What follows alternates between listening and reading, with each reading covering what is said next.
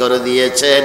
ওয়া আমারাল মালাইকাতা ফাসাজাদু, আপনার সম্মানের জন্য সমস্ত ফেরেশতাদেরকে দিয়া আল্লাহ আপনাকে সিজদা করাইয়াছেন। ওয়া আসকানাতুল জান্নাতা, এবং আল্লাহ আপনাকে জান্নাতে রেখেছেন। সেজন্য আপনাকে বলি তাশফাউ লানা ইলা রাব্বিকা, আল্লাহর কাছে একটু আমাদের জন্য সুপারিশ করুন। বল আল্লাহু আকবার। আদম আলাইহিস সালামের সন্তান কিনা আমরা, তো আপনি প্রথম মানব প্রথম নবী, এবং আপনি সম্মানার্থে সিজদা দিয়েছে ফেরেশতারা, নিজে আল্লাহ বানিয়েছেন, আপনাকে রূপ দিয়েছেন, জান্নাতে স্থান করে দিয়েছেন, এতগুলা মর্যাদা আপনারে দেখলে আল্লাহ রাগ ফানি হয়ে যাবে। আপনি একটু আমাদের জন্য সুপারিশ করুন। আদম আলাইহিস সালাম বলে ইন্না রাব্বি গাযিবাল ইয়াউমা গাযাবান লাম ইয়াগদাব, ও সন্তানেরা আমার কাছে এসেছো বড় মন নিয়া, আমার দ্বারা সম্ভব নয়। আল্লাহ আজকে যত রাগান্বিত হয়েছেন, রুষ্ট হয়েছেন, গুসান্বিত হয়েছেন, এর আগে কোনোদিন এইভাবে রাগ করেন নাই, আগামী দিন আর কোনো রাগ করবেন না। আল্লাহর চিৎকার, আল্লাহর আওয়াজ, আল্লাহর গর্জনের সামনে আমি আদম যেতে আমার ভয় হয়, আমার সাহস না। আল্লাহ আজি কি হইবা লাম ইয়াগতাব ক্বাবলাহু মিসলাহু, ওয়ালা ইয়াগদিবু বাদা মিসলিহি, এর আগে ওইভাবে গুসা না হয়, রাগান্বিত না হয়, এরপরেও হবে না। এখন আল্লাহ সাংঘাতিক রাগান্বিত, গুসান্বিত। এই অবস্থা আমি কিভাবে যেতে পারি?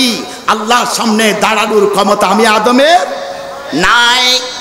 এবং উনি বলবেন ইন্নাহু নাহানি আনিশ শাজারাতি ফাসাইতু নাফসি নাফসি ফাসাইতু। আদম আলাইহিস সালাম ওই গাছের গুলা, নিষিদ্ধ গাছের গুলা না খাওয়ার জন্য আল্লাহ আমাকে নিষেধ করেছিলেন। আমি সেই নিষেধ মানতে পারি নাই, যে কোনো কৌশলের কারণে আমি এক নিষিদ্ধ গাছের গুলা খেয়েছি। এ কারণে আল্লাহর সামনে যাওয়ার সাহস আমার নাই। আদম আলাইহিস সালাম কি করেছেন? লা তাকরাবা হাজিহি শাজারাতা, ওই গাছের গুলা খাবি না। অনেকেই বলে এটা কি গাছ? ই তুত্তু কিল্লালার কি গাছ? যেই গাছ হইব কিংবা আঙ্গুর গাছ। আল্লাহ যখন আঙ্গুরকে হালাল করবে তখন হালাল, যখন হারাম করবে তখন হারাম। ঠিক কিনা বলেন? আমার স্ত্রী আমার জন্য হালাল। রমজান মাসে আল্লাহ হদে তোর হালাল বউ দিনের বেলায় আমি হারাম করে দিলাম, এইটাই তো আল্লাহর হুকুম। ঠিক কিনা বলেন না?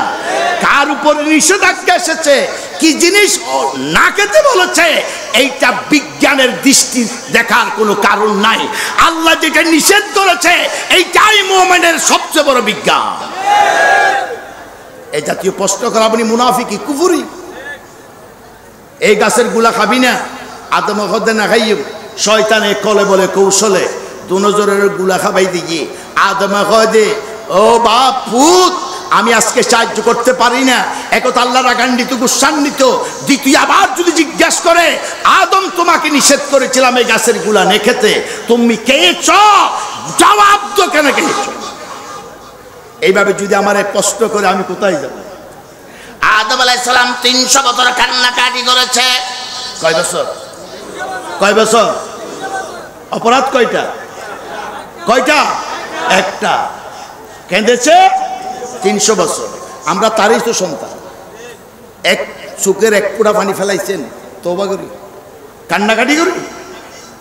তাফসীরে এসেছে দাউদ আলাইহিস সালাম আল্লাহর দরবারে যত কান্নাকাটি করেছে, সমস্ত কান্নার পানি একত্রিত, দুনিয়ার সমস্ত কান্নার পানি একত্রিত করলে দাউদ আলাইহিস সালামের কান্নার পানি এর চেয়ে বেশি হবে।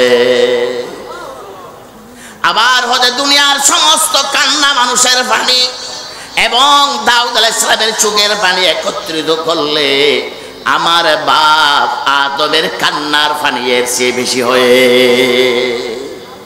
আদমের কান্নার পানি সমস্ত পৃথিবী আল্লাহর বয়ে জাহান্নামের বয়ে যারা খেদেছে সব পানি একত্রিত করলে আমার আদমের চোখের পানি এর চেয়ে বেশি গুণ হয়ে যাবে।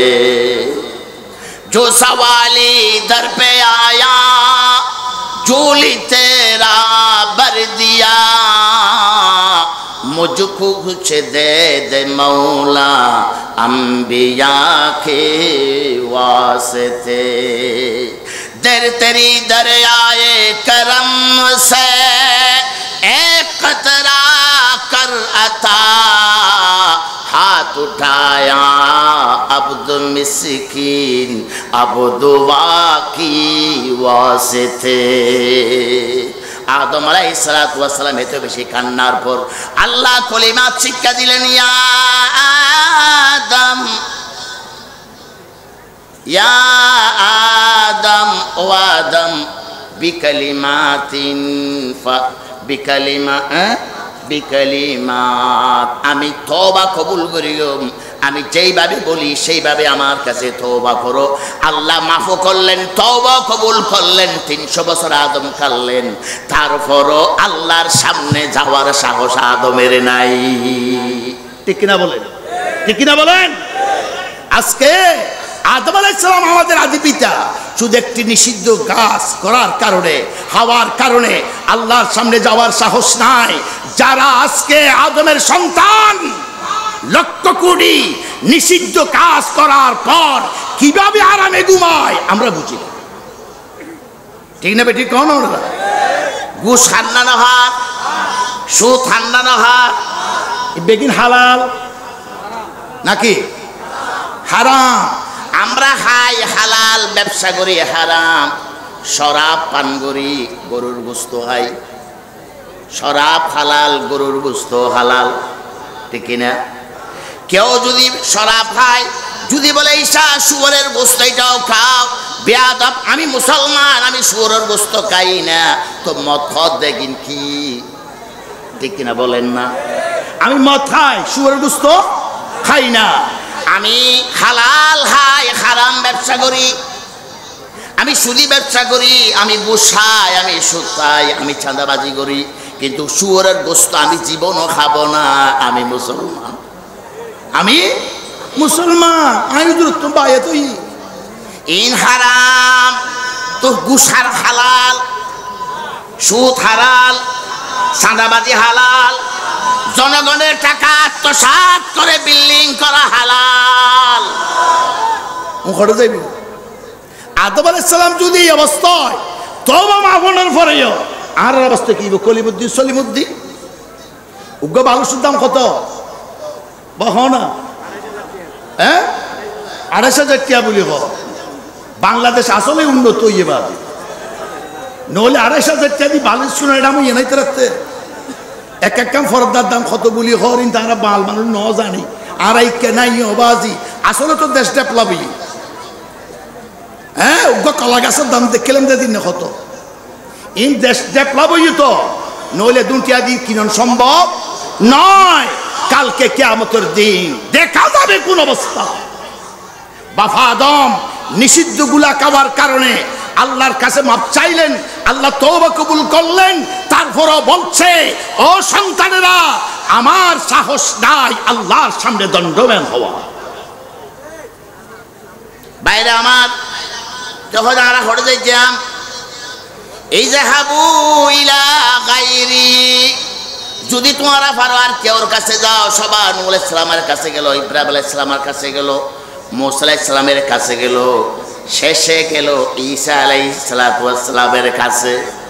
ঈসা আলাইহিস সালাম হয় যে, বাবাজি ওবা তুমি তো বাপসারা সন্তান, আল্লাহর কুদরতের মানুষ, পয়গম্বর, তুমি দুলনের মধ্যে ডুলতে ডুলতে তুমি মানুষের সাথে কথা বলেছ, তুমি পুরুষ বিরাম ভালো করেছ, মরা মানুষকে জীবিত করেছ, আল্লাহ তো ক্ষমতা আপনারে দিয়েছে, আপনি রূহুল্লাহ, আল্লাহর অত্যন্ত প্রিয় নবী, আমাদের জন্য একটু সুপারিশ করুন, আমরা কষ্ট আর সহ্য করতে পারি না।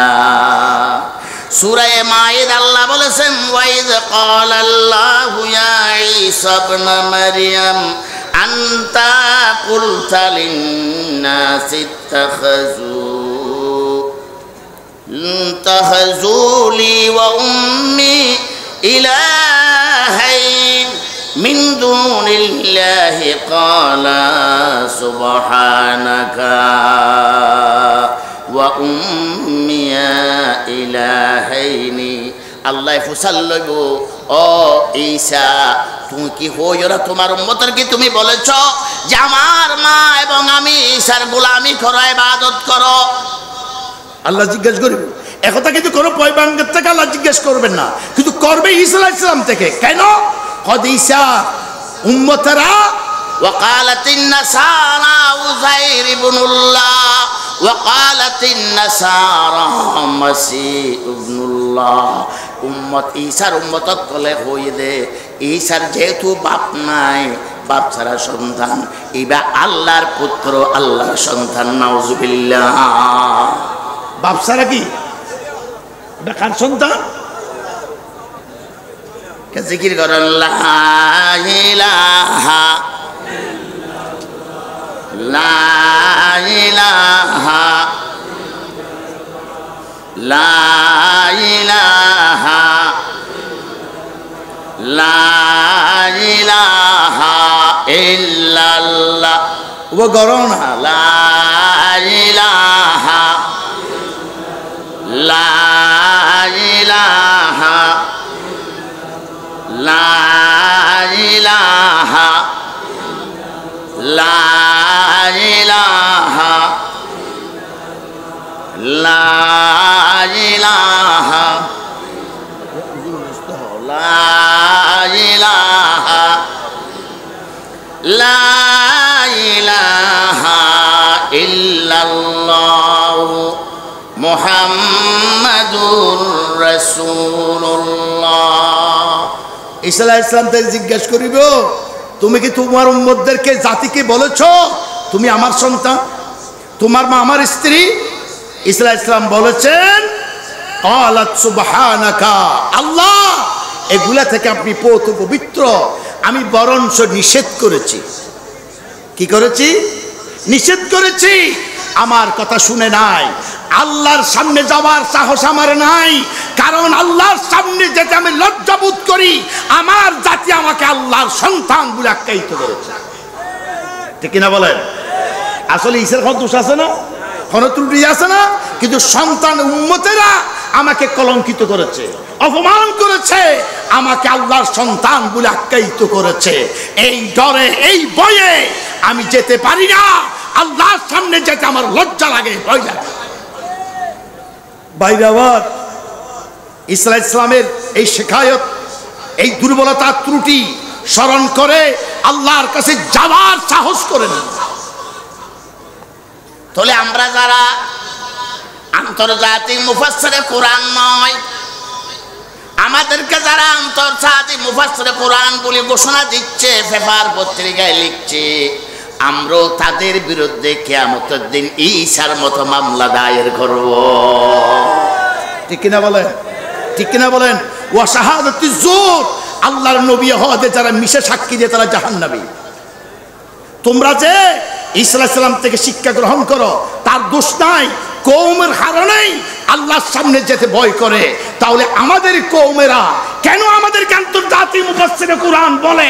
আল্লাহ জিজ্ঞাসা করবে তোমাদের থেকে। ঠিক কিনা বলে? কিয়া ডাহা মিথ্যা কথা বলেছ, ডাহা মিথ্যা কথা বলেছ। তাফসীর, তাফসীর বাবে তফিলের মাসদার, বাঙ্গি ভিতরে কি আছে এগুলা যারা বাইর করতে জানে তাদেরকে বলা হয় মুফাসসির। ঠিক কিনা বলে? ইলমে লুগাত, ইলমে ফিকহ, ইলমে তাফসীর, ইলমে নহু, ইলমে তাফসীর, ইলমে বালাগাত এবং ইলমে কিরাত, এভাবে ইলমে উসুল, সব জ্ঞানের সমন্বয় করে কোরআনের তাফসীর করতে হবে। ঠিক কিনা বলেন না? কিন্তু আমরা কি মুফাসসির? আমরা কি তাফসীর করতে জানি?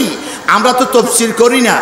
জালালউদ্দিন সৈয়ুতি, আল্লামা জামাখশরী, এই যে আল্লামা শফি, এরা যারা যা তাফসীর করেছে, মাওলানা মওদুদি, এই যারা তাফসীর করেছে, এইগুলা স্টাডি করে আমরা আপনাদের সামনে তাদের কথাগুলো শুনাইয়া দিই। ঠিক কিনা বলে? তো আপনি মুফাসসির কেমনে হইলাম? আমি তো তাফসীর করতে জানি না। উনাদের তাফসীর আপনাদেরকে নকল করে আমরা শুনাইলাম। কেন আপনারা আমাদেরকে আন্তর্জাতিক মুফাসসিরে কোরআন বলে আল্লাহর দরবারে লজ্জিত করছেন, অসম্মানিত করছেন?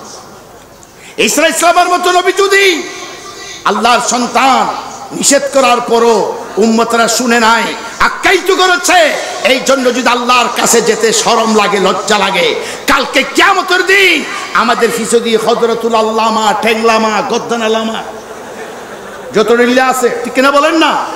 শেখুল হাদিস বলে, উদা মুহাদ্দিস নয়, হাজার হাজার মুহাদ্দিসের শেখ, 10 হাদিস সনতার মতন মুখস্থ নেই, এবার বলে শেখুল হাদিস। তারপরে বাতিলের আতঙ্ক, পুলিশ আইলে ফইলে মল হয়ে যায়, হুজুর হরে হুজুর নিরাপদে গিয়ে বালের যে স্লোগান দিয়ে ইয়ে পুলিশ এসছে লাগাই দিই, হুজুর আগে দেই। এবার ফিসিতে আমরা কি বলেছি? বাতিলের আতঙ্ক, ঠিক কিনা বলেন? মুফাসসির দেশকে এত কোনো মুফাসসির বাংলাদেশে নাই, সব আন্তর্জাতিক। আমি সেদিন বাদশালী শেখের কিল এই ব্যাপারে ওয়াজ করেছি। একজন মশা ছাত্র কর্তৃপক্ষ বসে বসে ওয়াজগুলো শুনেছে খুব মন দিয়া। এখন যখন আমি চলে যাচ্ছি ওয়াজ শেষ করে, মেয়েকে অন্যান্য মাহফিলের ঘোষণা দিচ্ছে, এই তেতিয়া এর আবার হতে আন্তর্জাতিক মুফাসসির কোরআন। তার মানে গালের মধ্যে গাম লাগাই দিতে বরাত করে নিলে যাবে। কি লজ্জা, কি বিশ্রী! এনে দাঁড়িয়ে টুফিয়ে সচক্য করে দেখবে তো, অবিকল সাইদি, অবিকল আজারি, অবিকল নেজামি, অবিকল আমির হামজা, ই কথা না। তুই তোর মতো হবি, তুই আজাহের মতো কেন হবি? তুই সাইদির মতো কেন হবি? তুই আমির হামজার মতো কেন হবি? তোর যোগ্যতা তোর সাথে। আল্লামা সাইদির ঈমান অর্জন করো, আল্লামা সাইদির, আল্লামা সাইদির জিহাদ ইতিহাস পড়ো। আল্লামা সাইদি আপোষ করে নাই, আল্লামা সাইদি আপোষ করে নাই, যার জন্য তাকে কারাবরণ করতে হয়েছে। আজকে বাংলাদেশে যদি অবস্থার শুরু হয়, আমরা জানি না কয়জন আল্লামাকে রাস্তায় পাওয়া যাবে। সব সাধারণ মানুষ ইসলামকে রক্ষা করবে।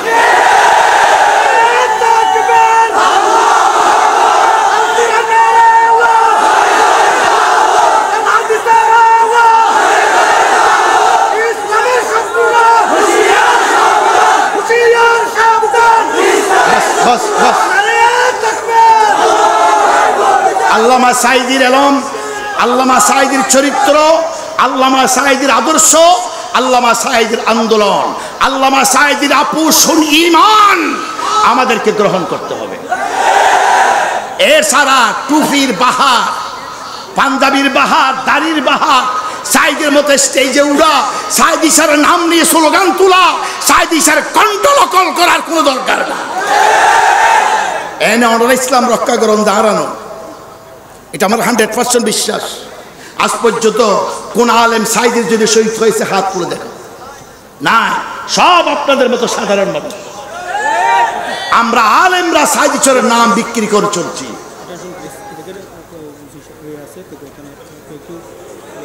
আর বলতে হবে না, এই চপ একবার মারি ফেলি, পুরো রূপেশ খারাপ। যা হোক, প্রশাসনকে মেনেই বাংলাদেশে চলতে হবে, ঠিক কিনা? হোক, ওনা আমাদেরকে কথা বলার অধিকার আছে নাকি নাই? ওদের চাকরি আছে, ওদের প্রমোশন আছে, ওদের ব্যবস্থা আছে। আমাকে এরা সহযোগিতা করবেন, ওনাদেরকে আমরা সহযোগিতা করব, ঠিক কিনা বলেন? কোন মাহফিলে উৎকলা সৃষ্টি করবেন না। এই কিল্লা কর কি হামাবুদ্দিনে কোনো দরকার নাই এগুলা। আমরা মুসলমান, আমরা শান্তিপ্রিয়, ঠিক কিনা বলেন? জিকির করেন লা ইলাহা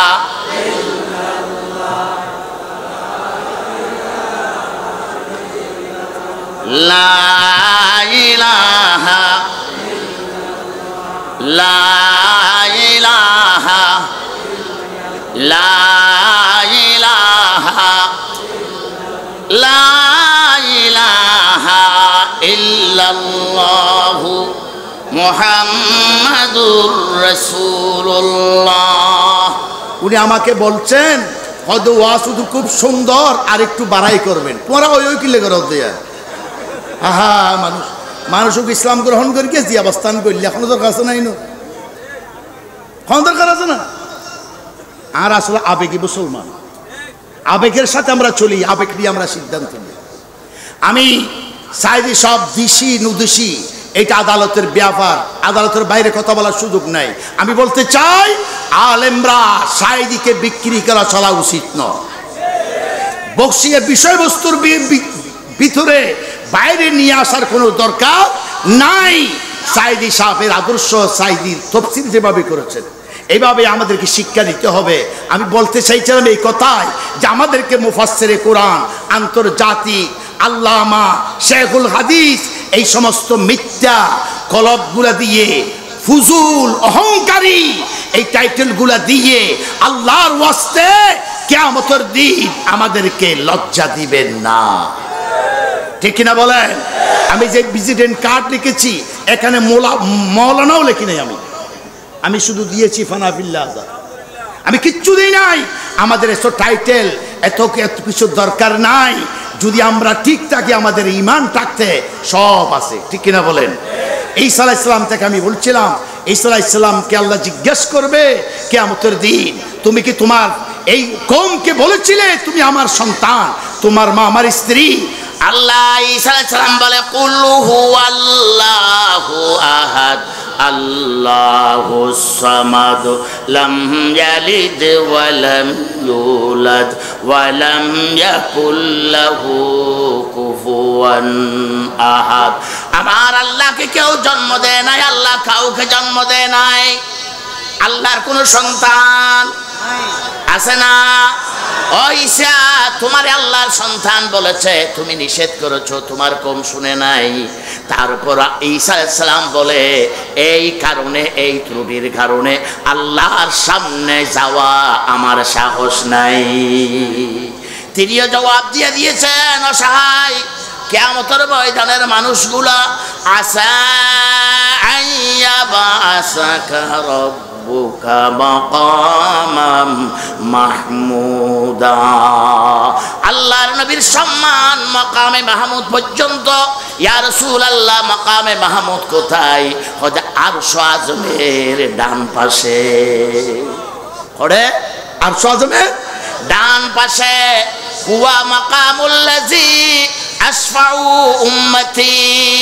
এই মাকামের উপর গিয়া আমার উম্মতের জন্য আমি সুপারিশ করব। আল্লাহু আকবার। কি করব? সুপারিশ করব। হাসর মে জব না হো কোই কিসি কা তো হোঙ্গে মুস্তাফা উস দম সভি কা। লেওয়ায়ে হামদ হো আপকে হাত, मुबारक सर पे हैं ताजे शफात। कल के क़यामतेर दिन शफाअतेर ताज আল্লাহর হাবিব মুহাম্মদুর রাসূলুল্লাহ সাল্লাল্লাহু আলাইহি ওয়াসাল্লাম কে আল্লাহ পড়িয়ে দেবেন। আল্লাহর নির্দেশ পাওয়ার পরে আল্লাহর নবী সজদায় পড়ে যাবেন। সমস্ত কিয়ামতের ময়দানের মানুষগুলা আল্লাহর নবীর কাছে গিয়ে বলবে, আদম ফিল হয়ে গেছে, ঈসা অসহায় হয়ে গেছে, ইয়া রাসূলুল্লাহ আপনি ছাড়া আমাদের আর কেউ নাই। আল্লাহর নবী দাঁড়িয়ে বলবেন, হ্যাঁ হ্যাঁ, এই কাজের যোগ্যতা আল্লাহ আমারে দিয়েছে। আল্লাহর সামনে দাঁড়াবার সাহস ক্ষমতা আমার আছে। কেন? আমি তো আল্লাহর হাবিব, আমি আল্লাহর কি হাবিব। বাপ যত রাগান্বিত হোক, ছোট বাসা যদি লেবেলাবাই বলে, আব্বা আব্বা কি হয়েছে দে, বাবার গোসা ফানি, ঠিক না? যদি ছেলেরে কোলে নে, বুকে টানে নে, ছেলে যদি উড়ে যায়, বাপ গোসা কি ফানি। আল্লাহর সমস্ত পয়গম্বর হতে আল্লাহ রুষ্ট হয়েছেন, রাগান্বিত হয়েছেন, সামনে যাবার সাহস নাই। শেষ পর্যন্ত আমার নবী মুহাম্মদুর রাসূলুল্লাহ সাল্লাল্লাহু আলাইহি সাল্লামের কাছে যাবে, তিনি বলবেন, হ্যাঁ আমি এই তোমাদের জন্য সুপারিশ করব। আমি পারবো সুপারিশ করতে, এই সাহস আমার আছে। আল্লাহর নবী সজিদায় পড়ে যাবেন। কোথায় পড়বেন? সজিদায় পড়ে যাবেন। আল্লাহ হবদ বন্ধু, কিয়ামতের ময়দানে ইবা সাজাই দি, তোমার আয় কত ভালোবাসি, তুই আরে কত ভালোবাসি কেন দেখাই ফেললে। তুই আরে সজিদায় ফুরি দুলাই বালিয়ে মাকামে কি? এটা আপনার শান নয়। মুহাম্মদ, আপনার সজদা থেকে মাথা মোবারক উঠান, মাথা বর্গ উঠান। ইসফা তুসাফা, আপনি সুপারিশ করুন, সর্বপ্রথম আপনার সুপারিশ কবুল করা হবে। সল তুতা কি সাইবে চ, তোমাকে দেওয়া হবে। আল্লাহু আকবার। সমস্ত উম্মতে আদম থেকে ঈসা পর্যন্ত ব্যাকগুণের হিসাব নিকাশ দ্রুত গতিতে ত্বরান্বিত করার জন্য আল্লাহ রাব্বুল আলামিনের কাছে সুপারিশ করবেন মুহাম্মাদুর রাসূলুল্লাহ সাল্লাল্লাহু আলাইহি ওয়াসাল্লাম। আল্লাহ সুপারিশ কবুল করবেন এবং কিয়ামতের ময়দানত তখন শুরু হয়ে যাবে বিচারের ফয়সালা। ঠিক কিনা বলেন? এইখান থেকে কিয়ামতের ময়দানের বিচার শুরু হয়ে যাবে। বলতে চাই কিয়ামতের ভয়াবহতা সামান্য চিঙ্কিত আমি আপনাদের সামনে বলেছি। তাহলে আমরা যদি নিষিদ্ধ কিছু খাই, আদম আলাইহিস সালামের কি অবস্থা, আমাদের কি অবস্থা হবে? আর আমরা যদি সামান্য একজন মানুষ হয়ে, মানুষ আমাকে ধনী বলুক, দানি বলুক, আমাকে মুফাসসিরে কুরআন বলুক, মুজাহিদ বলুক, আমাকে আল্লামা বলুক, আমরা যদি এগুলার যত লিপ্ত হই, আমরা আকাঙ্ক্ষা করি ঈসা ইসলামের মতো পয়গম্বরের কি অবস্থা, আমাদের কোন অবস্থা হবে কিয়ামতের দিন। এজন্য এতে বেশি টাইটেলের দরকার নাই। এক একজন ফির সাহর পোস্টার দেখে দিবা আজি, নামুল দেখ দূর, টাইটেল দেখ দূর, ঠিক না? হো না? ফিরে লাসানি, গৌসে সমদানি, মুর্শিদে বরহক, বাহারে শরীয়ত, এটা বাই কিছু নাই দেরি। একবার বলে ফিরেদ্দা মুরিদ রাত্রে মাহফিল থেকে আসার সময় এক মুরিদের বাড়িতে গিয়েছে থাকার জন্য, দরজার টুকরা মারছে। ওদের কে? ওদের আমার সাথে আসছে ফিরে তরিকত, বাহারে শরীয়ত, মুর্শিদে বরহক, ফিরে লাসানি, ইতে হতে হতে হুজুরের নাম মান হইয়ে ইবে হদ হুজুর দিকতে এরকম জায়গা এদুর মানুষের জায়গা দেওয়া আমার সম্ভব তো। আর গোসড়ো হুজুরের ঢুকাই দেও, তোমারা মসজিদ এতগুলা মানুষ আমার ঘরে সংকলন হবে না। এই যে মনে করি কিন্তু বেগুন হুজুর বলি। একবার আমার এলস করিবের সময় বলছে, অনেক কিছু বলার পর হদে মরহুম মৌলানা ফানাফিল্লা বিনাজা। এখন আমার স্ত্রী মোবাইল করছে আমারে, তুমি কোথায়? কেন কোথায়? এখন না বাড়িতে তো আইলাম। ওদের মরহুম করছে তো, এখন তুমি কোথায়? আমি এখন তো আমিরাবাদ। ওদের মরহুম বলতেছে, আমি কাঁদতেছি, আমি তো বিধবা হয়ে গেলাম। কে বলছে? ওদের মেয়েকে এলস করতেছে। ওয়াজত গেলাম, এলস কে করছে? ওদের এদিকে মরহুম অর্থ কি? আমি কিন্তু জানি না। তো আমার নামে মরহুম বলছে যে ওদের মানুষে কেন হয়, আই নতুন কেন কইলাম দেব। আসলে এরকম নয় না হয়তো। আসলে আমরা এগুলা, আমি ঈদগা একটা মাহফিল নিছি, এটা আগামীকাল। এই যে আপনার এটা কি বলে, নতুন অফিসের একটু পশ্চিমে আমার কাছে হেমবিল নিয়ে এসেছে। এখানে লেখছে আন্তর্জাতিক কিয়াতে সম্মানিত মুফাসসির কুরআন আমার নামের আগে। আজ মাহফিলে যাইম পোস্টারিন বাতিল করা পড়বে, এগুলো বাতিল করতে হবে। হুজুর কেন তুই আর এত বড় ফত কিলে দিলি? আয় আন্তর্জাতিক মুফাসসির কুরআন না, এত বড় মিথ্যা কথা। মুফাসসিরও নয়, আন্তর্জাতিক মুফাসসির কুরআন কেন লিখেছ? হুজুর কোন জালাত বললাম উকে তুর্গা দাওয়াত দি ইবাই খোদ আমার নামের আগে আন্তর্জাতিক মুফাসসির কুরআন লিখবি। আপনি বলেন লিখবি না, এ বলে লিখতে হবে। হয়তো হুজুরের হয়তো বয় রাখবি, আমি আসলে ওর সাথে আমি কথা বলবো, আমাকে বুঝাতে হবে। এতগুলা কথা, আহা টুফির বাহার, দাড়ির বাহার, জুব্বার বাহার, ওরে আল্লাহ হুজুর তার আগে আসিলার দেবুর কি হয় কুটি কুটি কুটির কুটির জিনিসটা দেখিয়ে না দেন। এগুলো কি একটা যার কাছে একটা ভদ্রতা আমি নাই না, একটা সৌন্দর্য না, তকুয়া নাই না, মাইয়ে তার ভোট দিয়ে রেখেছিল। হ্যাঁ, আপনার সুপার কুবারের কাপড় দিয়ে এগুলো কেন ছিলাবেন আপনারা? আমার দেশে এই সংস্কৃতি এখন গড়ে উঠে না। একটা শরাবত আছে যে আলেমরা কোন জাতীয় কাপড় ছিলাবে, কোন জাতীয় পোশাক পরবে?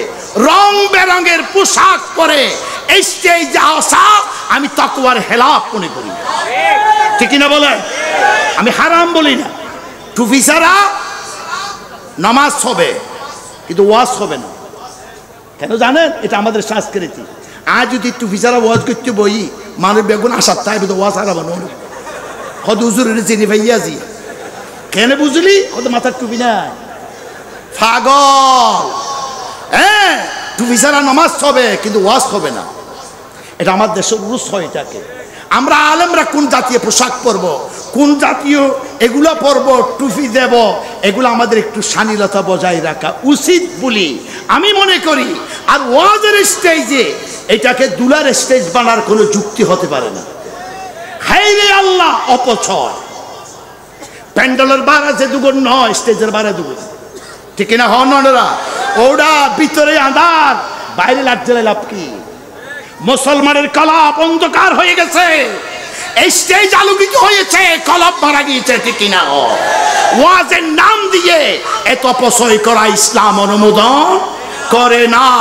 আমি এগুলা বলে যাচ্ছি আল্লাহর কসম, অহংকার করো নয়, কার উপর আক্রোশ করো নয়। এটা আমার মতামত, এটা আমার মতামত। কোনো ফতোয়া দেওয়ার দরকার নাই।